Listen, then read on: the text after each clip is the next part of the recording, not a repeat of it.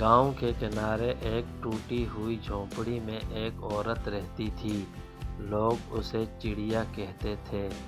اس کے بال بکھرے رہتے، کپڑے سادہ اور آنکھوں میں ایک عجیب سی چمک ہوتی۔ بچے اسے دیکھ کر ہنستے اور بڑے اسے نظر انداز کر دیتے۔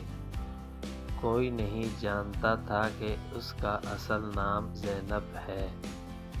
کبھی وہ اسی گاؤں کی سب سے ذہین لڑکی تھی۔ شہر جا کر پڑھنا چاہتی تھی، استاد بننے کا خواب دیکھتی تھی، مگر حالات نے اسے موقع نہ دیا۔ ایک حادثہ، چند بے رحم لوگ اور ٹوٹتے رشتے، سب کچھ اس کے دل و دماغ پر ایسا اثر ڈال گئے کہ وہ آہستہ آہستہ خود میں گم ہو گئی۔ لوگوں نے سوال کرنا چھوڑ دیا اور لیبل لگا دیا چڑیا۔ لیکن ایک دن گاؤں میں سیلاب آیا۔ رات کے اندھیرے میں جب سب سو رہے تھے، وہی زینب سب سے پہلے جاگی۔ اس نے شور مچایا، لوگوں کے دروازے کھٹکھٹائے، بچوں کو اٹھایا۔ اسی کی وجہ سے کئی جانیں بچ گئیں۔